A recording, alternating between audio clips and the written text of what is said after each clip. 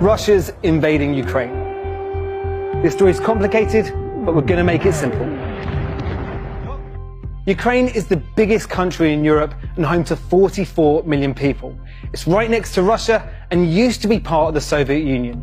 Like many former Soviet states, Ukraine has a lot of Russian speakers, and some regions of the country have people who would like to break away from Ukraine and join Russia. In 2014, Russia invaded one of those regions, the Crimea. According to Vladimir Putin, Crimea has been part of Russia for the last 8 years, but most other countries disagree and say that Russia has been illegally occupying the region. Russia has also been heavily involved in 2 other parts of Ukraine since then, called Donetsk and Luhansk. Together, these areas are known as the Donbass.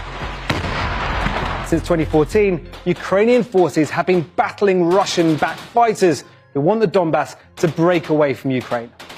Despite denying it in the past, Russia has recently stopped trying to hide its involvement in the region.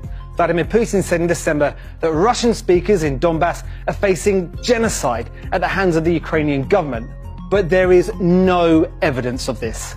In recent months, Russia has moved 150,000 troops around Ukraine's borders, along with tanks and artillery. Russia said it was protecting itself, but Western countries warned it was preparing for invasion. And that's exactly what Russia did this week. In an angry TV address, Vladimir Putin said that the 2 Donbass regions were actually independent republics, that they weren't legitimate parts of Ukraine. Украина для нас это не просто соседняя страна. Это неотъемлемая часть нашей собственной истории, культуры, духовного пространства. Just hours later, Russian soldiers entered the regions on a so-called peacekeeping mission. Since then, Western countries, including the US and UK, have tried to warn Russia not to invade Ukraine further. They placed sanctions on some Russian banks and billionaires, hoping to persuade Vladimir Putin that his economy would suffer if he tried to take the rest of Ukraine. But it hasn't worked.